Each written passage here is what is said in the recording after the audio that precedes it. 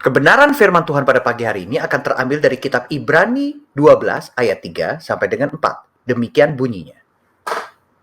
Ingatlah selalu akan Dia yang tekun menanggung bantahan yang sehebat itu terhadap dirinya dari pihak orang-orang berdosa, supaya jangan kamu menjadi lemah dan putus asa. Dalam pergumulan kamu melawan dosa, kamu belum sampai mencucurkan darah.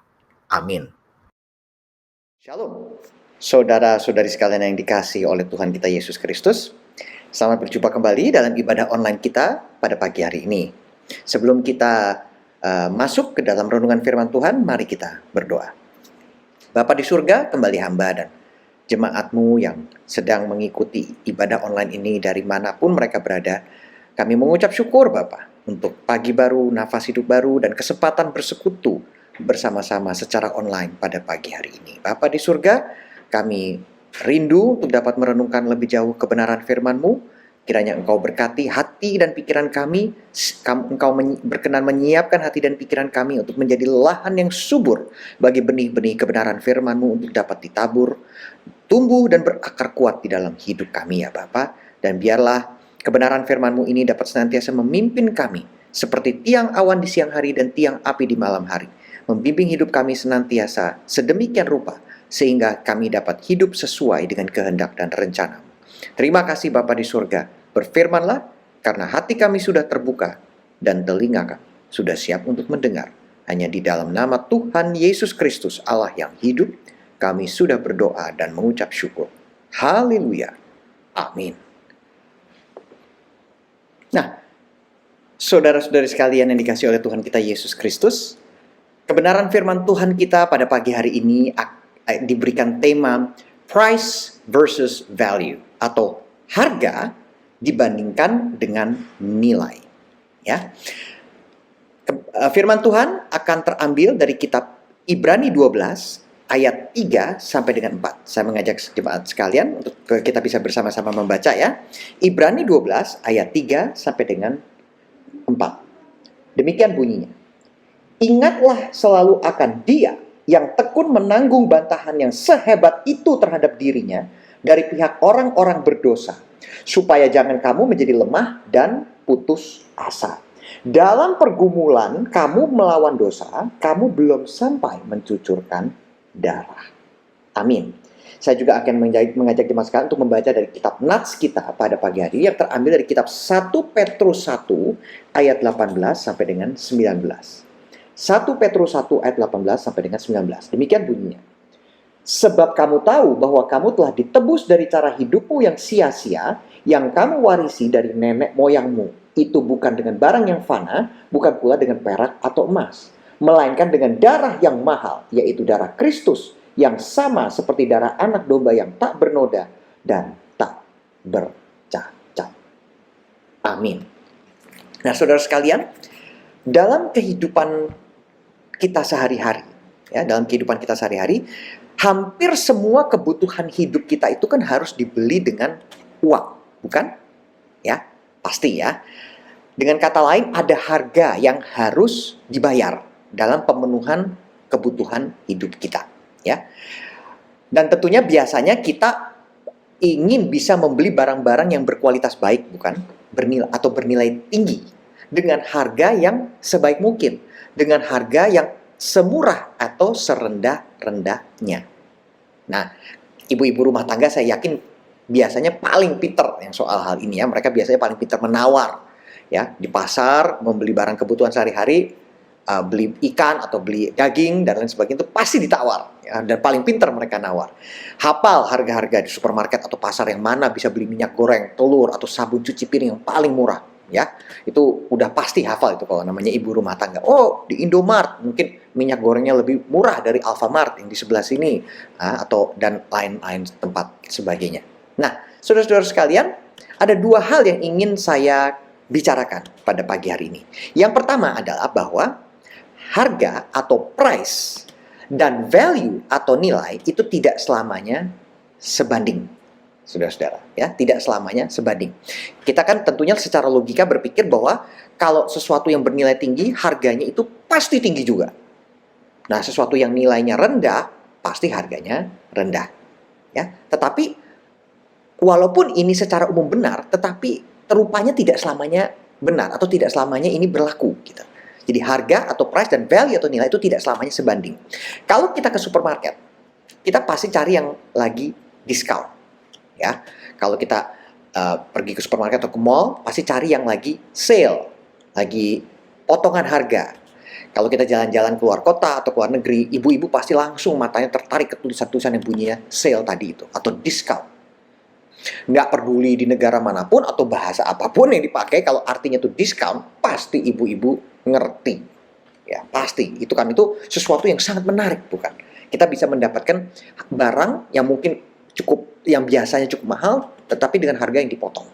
Nah, saudara-saudara sekalian, terkadang pasti pernah membeli barang dengan harga yang ternyata kemahalan mungkin. Terus kemudian menyesalinya di kemudian hari, bukan? Karena, waduh, kok ternyata saya belinya ini kok kemahalan, atau saya bayarnya kemahalan. Harusnya saya tawar tadi, ya. Atau bahkan yang lebih parah lagi, salah beli barang. Jadi barang yang kita beli itu bukan sebenarnya yang kita butuhkan. Nah, umumnya yang beli barang kemahalan itu biasanya kaum pria. Karena biasanya kaum pria atau kaum Adam itu lebih enggan atau malas gitu nawar-menawar, lebih bersifat praktis. Ya kalau memang perlu beli aja udah kadang-kadang. Paling nawar sekali dua kali, kalau nggak dikasih ya sudah gitu. Ya, sedangkan kaum wanita biasanya lebih gigih dalam tawar-menawar dan cek toko sebelah begitu. Nah, saudara-saudara sekarang kalau kita salah beli barang, kemungkinan besar mungkin kita masih bisa retur atau tukar, refund uangnya. Atau paling tidak kita tukar dengan barang lain. Namun ada hal-hal lain yang jauh lebih parah akibatnya kalau sampai kita salah pilih atau salah beli. Apa contohnya? Nah, contohnya yang paling gampang adalah investasi. Kalau kita sampai salah investasi, maka akan fatal akibatnya. Nah, saudara-saudara, kita ambil contoh salah satu bentuk investasi yang cukup bisa memberikan hasil yang baik, yang cukup tinggi saat ini di dunia kekinian ini adalah saham. Ya, jadi saham ini kan adalah keikutsertaan kita atau kepemilikan kita di dalam sebuah perusahaan. Dan saham ini diperjualbelikan di pasar sekunder, ya, yaitu di bursa efek, begitu. Nah, di dalam dunia saham itu sangat penting untuk bisa menentukan nilai sebuah perusahaan. Ya, jadi artinya kita harus pintar atau artinya paling tidak belajar untuk bisa menentukan atau mengetahui, memahami nilai sebuah perusahaan sebelum membeli, supaya jangan sampai salah investasi atau belinya di harga yang kemahalan, bukan? Tetapi banyak pemula yang melakukan kesalahan karena istilahnya itu FOMO. FOMO itu adalah karena fear of missing out. Fear of missing out. FOMO. FOMO. Artinya apa? Ketakutan bahwa dia akan ketinggalan kereta, begitu. Jadi pada saat harga sahamnya naik kenceng, dia ikut-ikutan beli. Wah, takut nanti. Karena dia, wah ini harganya pasti akan naik lebih tinggi lagi. Dan dalam 1-2 hari akan naik terus, begitu. Padahal kenyataannya belum tentu begitu. Banyak bahkan yang salah beli. Artinya waktu dia naik tinggi, dia beli, besokannya malah jatuh harganya. Karena belum pengalaman dan malas belajar. Akhirnya menderita kerugian besar. Ya. Saya ingin memberikan sebuah contoh. Tentu kita semua sudah mengenal sosok pribadi terkenal yang namanya Yusuf Hamka, bukan?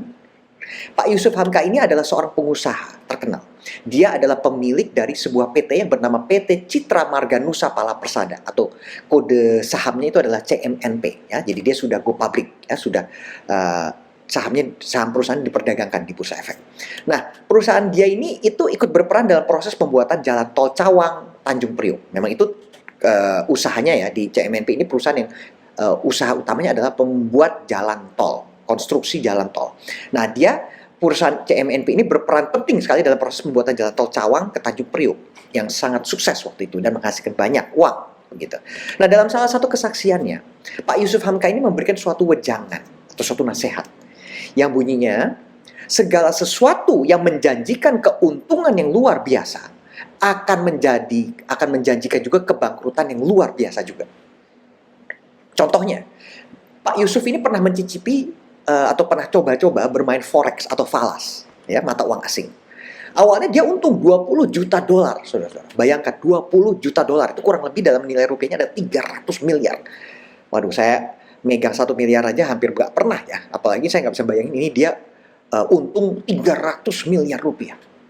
Nah, tapi saudara-saudara, apa yang terjadi? Setelah itu, dia rugi 400 juta dolar.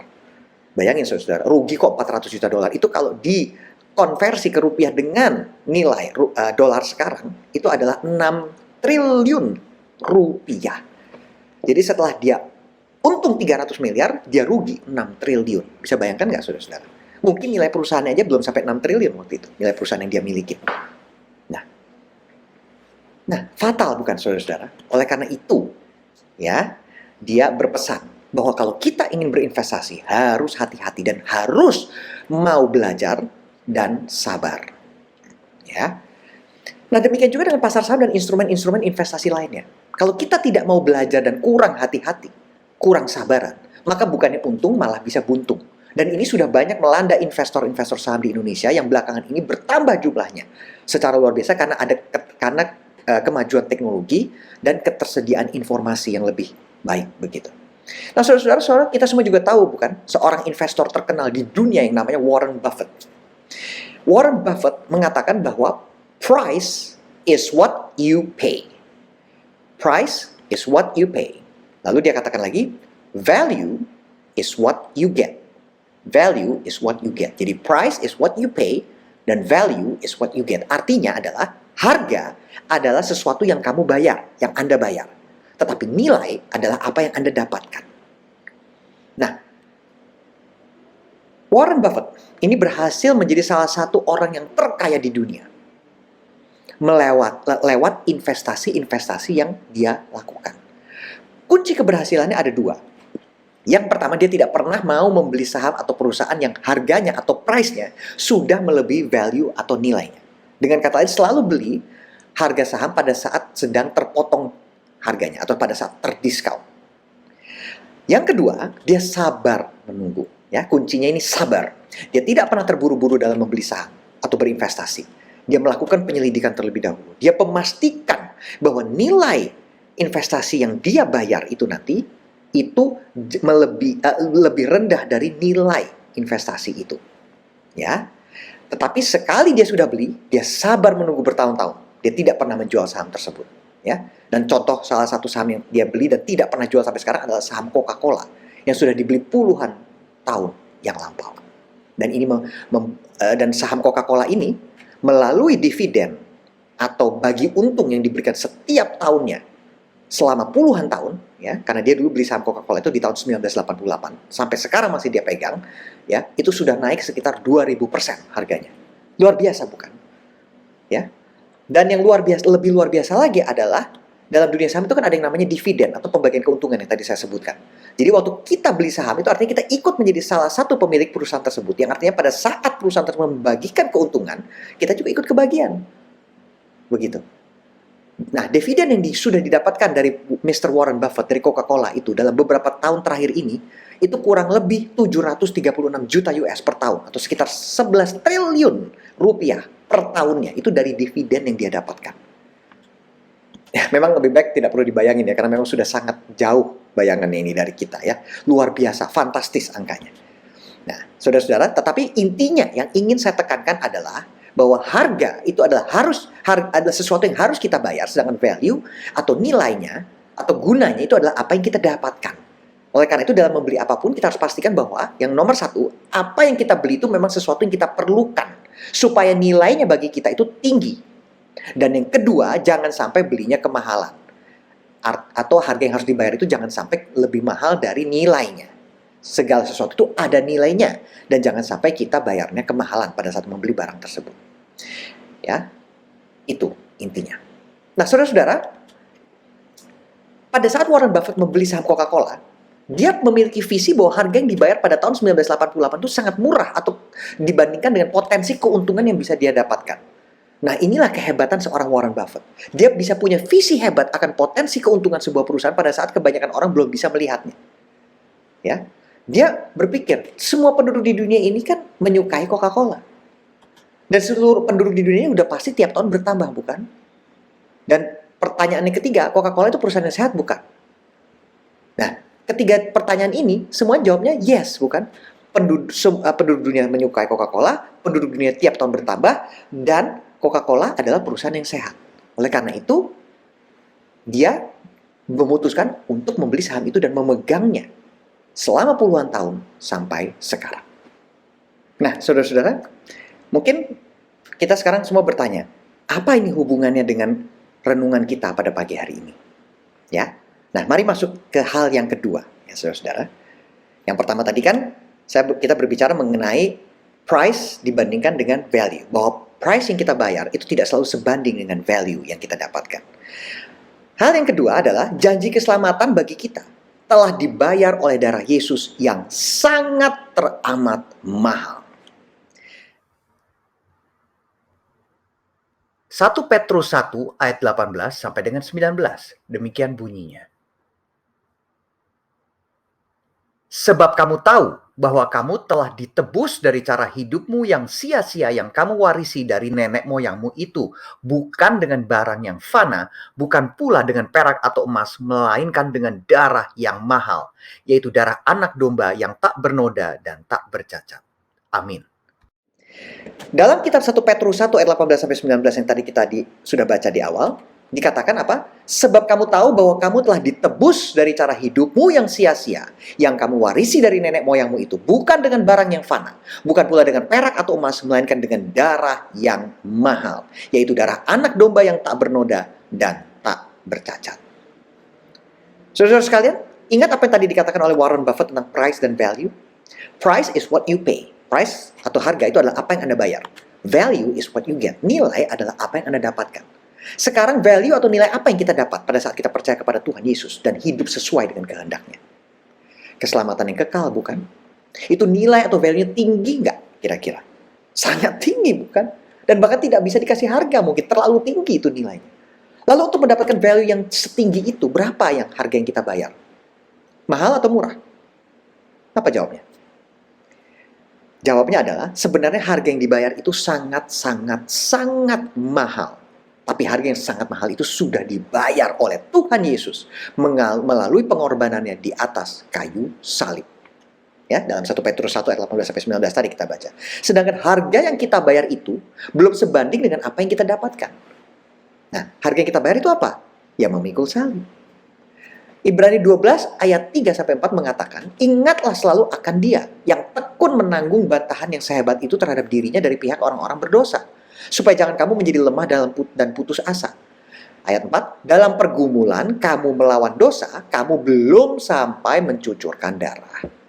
Ya, sekali lagi, dalam pergumulan kamu melawan dosa, kamu belum sampai mencucurkan darah. Nah, saudara-saudara sekalian dikasih oleh Tuhan kita Yesus Kristus, bagaimana dengan kita? Apakah kita mau dan bisa menjadi anak-anak Tuhan yang sukses? Tentu jawabnya mau dong dan bisa dong pasti. Kalau kita mengumpamakan hidup kita ini adalah sebuah investasi, maka sama seperti waktu mau beli saham tadi. Kira-kira menyerahkan hidup kita kepada Tuhan Yesus investasi yang bagus atau bukan? Keputusan yang tepat atau bukan?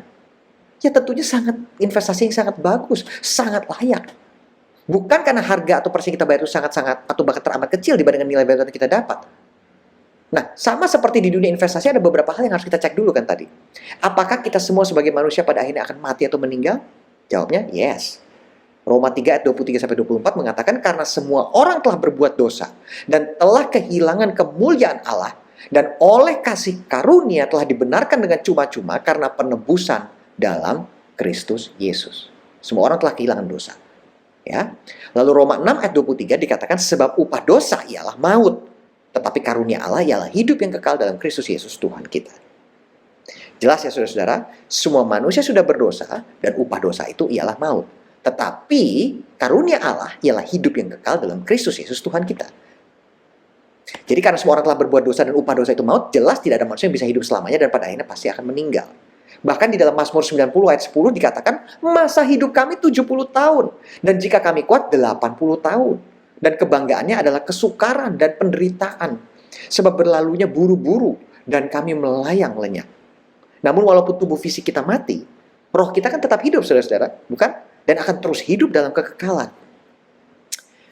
Matius 25 ayat 46, di dalam Matius 25 ayat 46, Tuhan Yesus berkata, dan mereka ini akan masuk ke tempat siksaan yang kekal. Tetapi orang benar ke dalam hidup yang kekal. Ya, roh manusia saudara-saudara itu bersifat kekal dan akan tetap hidup setelah tubuh fisik ini kita mati. Kata Yunani yang digunakan untuk merujuk pada tempat siksaan dan hidup itu sama.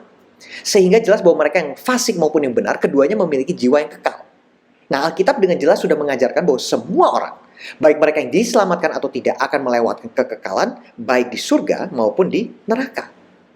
Pasti, rohnya kekal, tetapi tinggal mau melewati kekekalan itu di surga atau mau di neraka. Hidup yang sejati atau hidup yang rohani itu tidak akan berakhir ketika tubuh jasmani kita mati. Roh kita akan hidup untuk selamanya. Di hadapan Allah jika kita sudah diselamatkan, atau di hukuman di neraka jika kita menolak anugerah Allah untuk diselamatkan. Nah, saudara-saudara sekalian, setelah kita semua tahu bahwa tubuh fisik kita semuanya pasti akan mati pada akhirnya, dan roh kita akan hidup kekal, tentu kita mau dong ada jaminan bahwa jaminan untuk kekekalan di surga itu. Jawabnya pasti yes, bukan? Mau saya jaminan kekekalan di surga. Kira-kira ada yang menjawab tidak, bukan? Nggak, saya nggak mau deh kekekalan di surga, nggak mau, maunya di neraka aja. Ya, nggak mungkin, bukan, saudara-saudara?